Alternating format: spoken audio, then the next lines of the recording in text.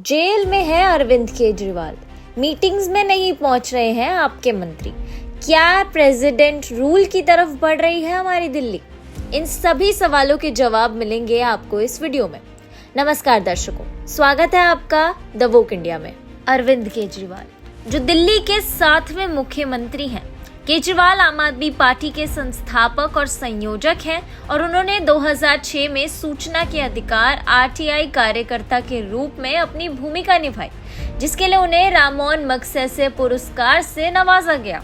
21 मार्च 2024 को शराब घोटाले में सीएम केजरीवाल को ईडी ने गिरफ्तार कर लिया।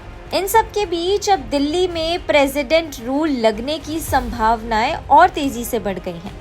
विधानसभा में आम आदमी पार्टी के विधायकों ने आरोप लगाया है कि केजरीवाल की गिरफ्तारी के बाद बीजेपी दिल्ली में प्रेसिडेंट रूल लागू करने की कोशिश कर रही है। विधायक मदन लाल ने दिल्ली में आपातकाल जैसी स्थिति पैदा हो गई है। उपराज्यपाल कह रहे हैं कि वो केजरीवाल को जेल से सरकार चलाने की अनुमति नहीं देंगे। उन्होंने ये भी कहा कि आम आदमी पार्टी को डराने के लिए दिल्ली में प्रेसिडेंट रूल की अफवाह फैलाई जा रही है। उन्होंने ये भी दावा किया कि कोई भी कानून केजरीवाल को जेल से सरकार चलाने से नहीं रोक सकता। क्या होगा अगर दिल्ली में प्रेसिडेंट रूल लग जाता है? अगर उपराज्यपाल दिल्ली में राष्ट्रपति शासन लागू करने की सिफारिश करते हैं तो आम आदमी पार्टी के पास अदालत में जाने का विकल्प खुला है। उसके दो कारण हैं। पहला ये कि जेल जाने के बावजूद केजरीवाल पर इस्तीफा देने के लिए कानूनी दबाव नहीं है। दूसरा कारण ये है कि दिल्ली विधानसभा में आम आदमी पार्टी की सरकार बहुमत में है। इसके बाद भी अगर प्रेसिडेंट रूल लागू होता है तो इसे 1994 के एसआर बोम्मई मामले में सुप्रीम कोर्ट के फैसले के आधार पर चुनौती दी जा सकती है। उस फैसले में सुप्रीम कोर्ट ने साफ किया था कि कोई सरकार बहुमत में है या नहीं, इसका फैसला सदन में ही हो सकता है। एमआर बोम्मई कर्नाटक के मुख्यमंत्री थे और 1989 में तत्कालीन राज्यपाल पी वेंकट सुब्बैया ने ये कहते हुए उनकी सरकार को टर्मिनेट कर दिया था कि बोम्मई सरकार बहुमत खो चुकी है। इसके बाद उन्होंने राष्ट्रपति शासन लगाने की सिफारिश कर दी थी।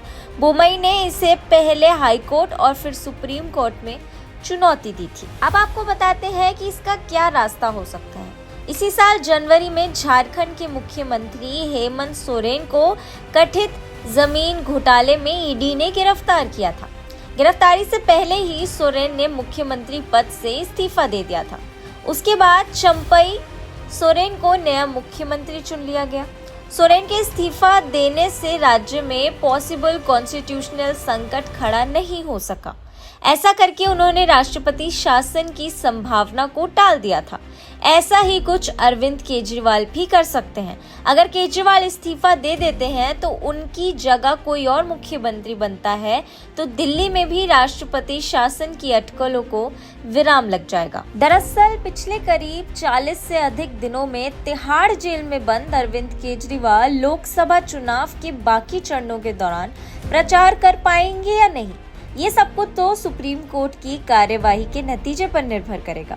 सुप्रीम कोर्ट के जस्टिस संजीव खन्ना और जस्टिस दीपांकर दत्ता की पीठ पहले मामले के रूप में आम आदमी पार्टी के संयोजक अरविंद केजरीवाल की याचिका पर सुनवाई करेगी। अरविंद केजरीवाल को 21 मार्च को गिरफ्तार किया गया था और फिलहाल वो तिहाड़ जेल में बंद है। आज के लिए इतना ही दोस्तों।